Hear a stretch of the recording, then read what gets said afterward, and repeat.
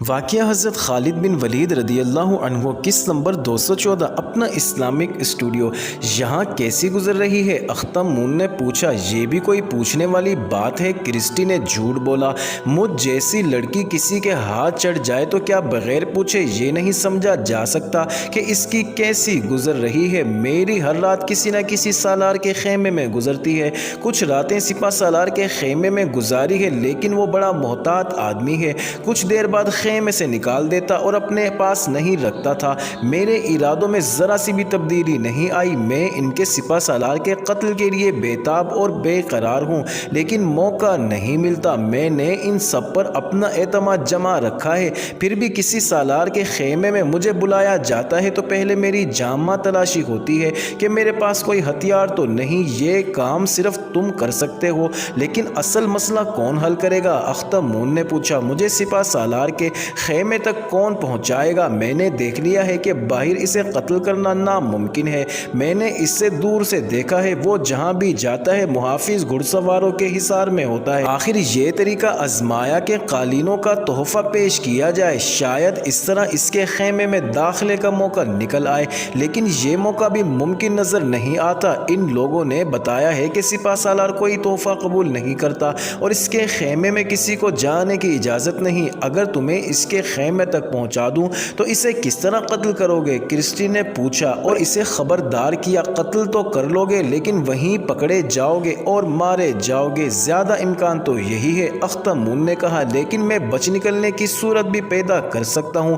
ہم دو آدمی قالین لے کر اس کے خیمے میں جائیں گے اور قالین زمین پر بچھا دیں گے۔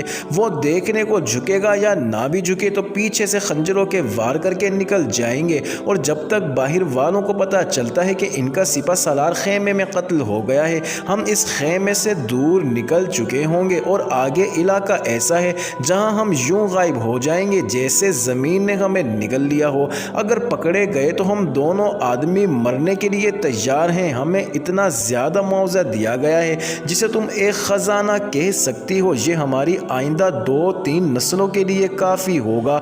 یہ نہ بھی ہوا تو تم جانتی ہو کہ ہم مذہب کے جنونی ہیں۔ اسلام کا راستہ اپنی جان قربان کر کے روکنا ہے۔ کہو ہماری کچھ مدد کر سکتی ہو؟ کر سکتی ہوں، کرسٹی نے کہا۔ کل صبح جب سورج افق سے اوپر اٹھ رہا ہوگا تم یہیں آ جانا، میں تمہیں بتاؤں گی کہ راستہ صاف ہوا ہے یا نہیں۔ یہ سوچ لو کہ میں تمہارے ساتھ نہیں ہوں گی، ہمیں خیمے کے اندر تمہاری ضرورت بھی نہیں ہوگی۔ اختم مون نے کہا، مجھے پوری امید ہے کہ اس راز کو اپنی ذات میں ہی دفن کر دو گی۔ معزز ناظرین، جب سورج افق سے اوپر اٹھ رہا تھا، کرسٹی اور اختم مون اسی جگہ کھڑے تھے جہاں ان کی گزشتہ روز ملاقات ہوئی تھی۔ اس صبح کی ملاقات بہت ہی مختصر تھی۔ کرسٹی نے اختم مون کو بتایا کہ آج وہ زیادہ دیر رک نہیں سکے گی اور صرف یہ بتانے آئی ہے کہ آج جب مسلمانوں کا لشکر ظہر کی نماز پڑھ چکے گا تو اختم مون اپنے دونوں ساتھیوں کے ساتھ اسی جگہ پہنچ جائے جہاں وہ قالین لے کر آئے تھے۔ کرسٹی نے کہا کہ ان کے پاس قالین ہونے چاہیے، وہاں انہیں ایک آدمی ملے گا جو انہیں اپنے ساتھ سپہ سالار کے خیمے تک پہنچا دے گا۔ یہ انتظام تم نے کیسے کیا ہے؟ اختم مون نے پوچھا۔ مجھ جیسی لڑکی کیا نہیں کر سکتی؟ کرسٹی نے کہا، میں نے رات سپہ سالار کے خیمے میں گزاری ہے اور اسے بتایا کہ وہ مصر کے قالین کم از کم دیکھ ہی لیں۔ وہ مان تو نہیں رہا تھا، لیکن میں نے منوا لیا اور اس نے اپنے ایک محافظ کو کہہ دیا ہے کہ قالین والے آئیں تو انہیں اس کے خیمے میں پہنچا دیا جائے۔ اسی روز ظہر کی نماز حسب معمول پورے لشکر نے باجماعت عمرو بن عاص کی امامت میں پڑھی اور نماز سے فارغ ہو کر عمرو بن عاص اپنے خیمے میں چلے گئے۔ انہوں نے دیکھ لیا تھا کہ 3 آدمیوں نے قالین زمین پر رکھے کھڑے تھے۔ عمرو بن عاص نے ان کی طرف توجہ نہ دی، صرف انہیں دیکھا۔ خیمے میں پہنچنے کے کچھ ہی دیر بعد ایک محافظ خیمے میں داخل ہوا اور بتایا کہ قالینوں والے 3 آدمی آ گئے ہیں۔ عمرو بن عاص نے کہا کہ انہیں اندر بھیج دیا جائے۔ محافظ باہر نکلا اور 2 آدمی مسلح کے سائز جتنے 2-4 قالین اٹھائے خیمے میں داخل ہوئے۔ عمرو بن عاص نے کہا کہ کھول کر دکھائیں۔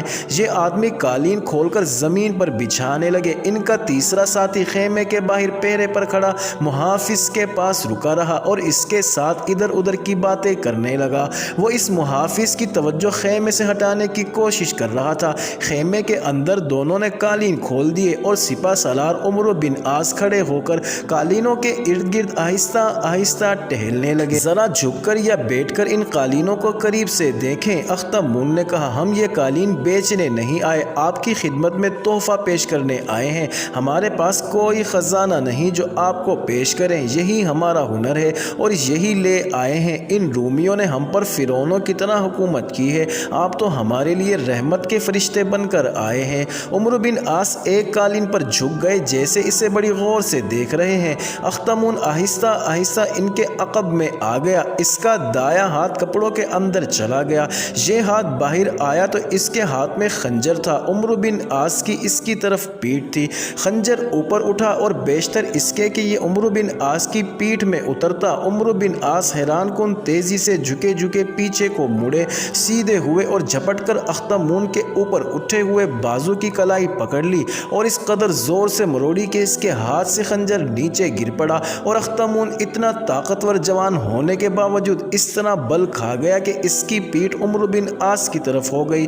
اختمون نے اپنے ساتھی سے کہا کہ نکالو خنجر، دیکھتے کیا ہو۔ اس کا ساتھی اپنے کپڑوں کے اندر سے خنجر نکالنے لگا تو خیمے کے باہر کھڑا محافظ بڑی تیزی سے خیمے میں داخل ہوا۔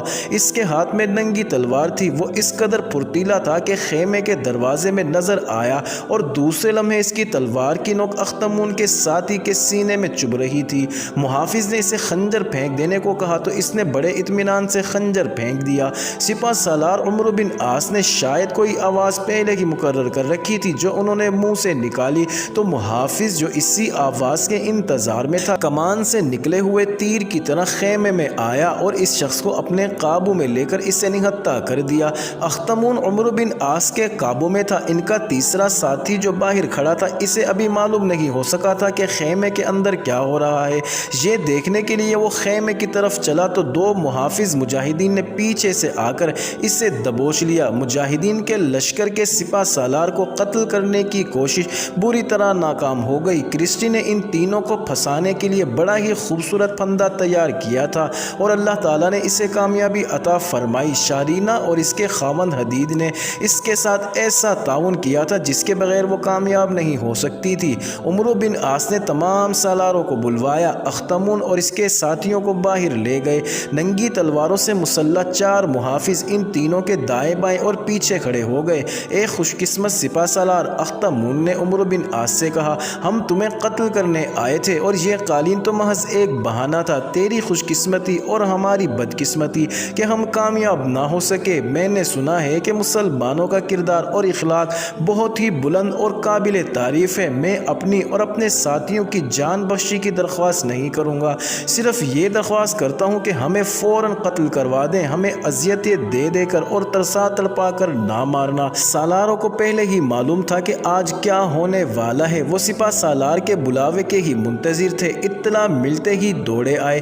عمرو بن عاص نے انہیں بتایا کہ یہ درخواست کرتے ہیں کہ انہیں فوراً قتل کر دیا جائے اور ایذا رسانی سے بچایا جائے۔ سالار یہ سن کر خاموش رہے، انہیں یہ معلوم تھا کہ ان تینوں کو سزائے موت ہی دی جائے گی، لیکن عمرو بن عاص نے فیصلہ سنایا تو سب ایک دوسرے کے منہ کی طرف دیکھنے لگے۔ میں تمہیں معاف کرتا ہوں، عمرو بن عاص نے کہا، تم مجھے قتل کرنے آئے نہیں بلکہ بھیجے گئے تھے۔ میں تمہیں یہاں بھیجنے والے کو قتل کر آؤں گا۔ تم آزاد ہو، واپس جاؤ اور اپنے جرنیلوں اور بزنطیہ میں بیٹھے ہوئے اپنے بادشاہوں کو بتانا کہ مرد میدان میں آ کر لڑا کرتے ہیں، یوں اپنے دشمن کو فریب کاری سے قتل کروانے کی کوشش عموماً شکست کا باعث بنا کرتی ہے۔ انہیں کہنا کہ اسکندریہ کی دیواروں اور قلعہ بندیوں کی پناہ سے باہر آؤ اور لڑ کر ہمیں یہاں سے پسپا کرو۔ تمہارے پاس اتنی زیادہ فوج ہے جس کے مقابلے میں میرا یہ لشکر کچھ بھی نہیں، آؤ اور اس چھوٹے سے لشکر کو کچل ڈالو۔ یقین نہیں آتا سپہ سالار اختمون نے کہا،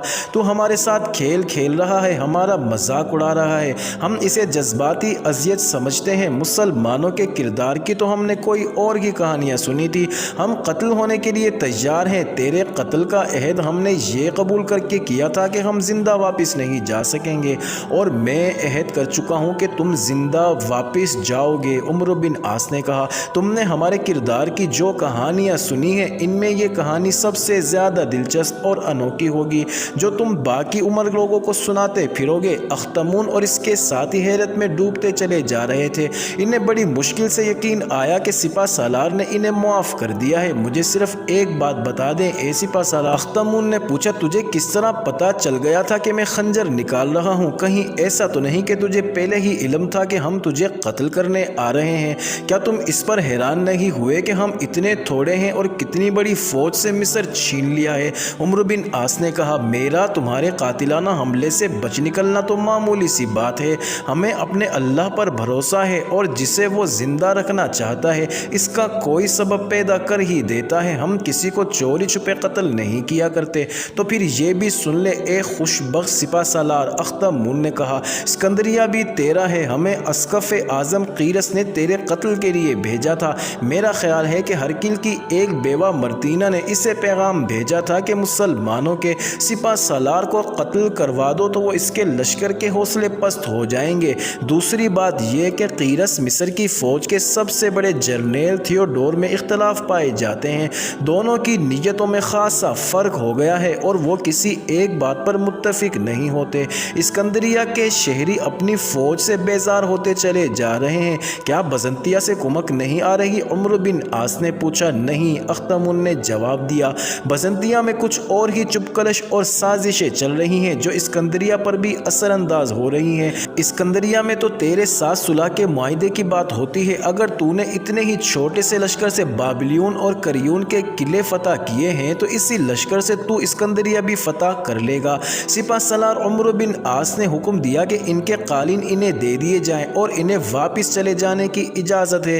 अख्तमून इसरार करने लगा कि वो कालीन वापस नहीं ले जाएंगे, लेकिन उमर बिन आस ने कहा कि इस्लाम में जान बख्शी की कीमत वसूल करना गुनाह है और हर वो चीज़ इस्लाम में हराम है जो माल गनीमत के ज़ुमरे में नहीं आती। अगर कीरस या तुम्हारा सबसे बड़ा जर्नेल या तुम्हारा बादशाह मिलने आए और अपने साथ कोई तोहफा लाए तो वो मैं कबूल कर सकता हूँ। तुम्हारा कोई तोहफा मुझ पर हराम है। मुहाफिज दस्ते के मुजाहिदीन ने कालीन खेमे से निकाले और इनके हवाले कर दिए।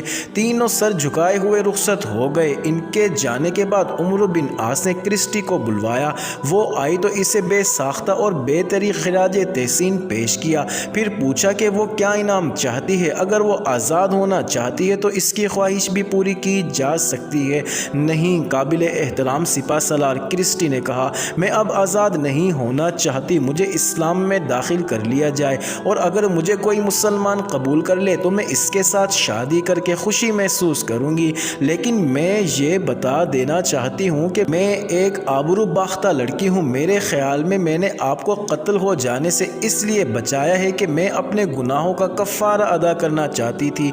अल्लाह बख्शने वाला और रहम करने वाला है। उमर बिन आस ने कहा हमारी औरतें तुम्हें इस्लाम से ऐसा रोशनास करवाएंगी कि तुम अपने आप को पाकबाज औरत समझने लगोगी। तुम्हारी शादी भी करा दी जाएगी। मोअज़्ज़िज़ नाज़रीन, जारी है। अगली वीडियो किस नंबर 215 में देखना मत भूलिएगा।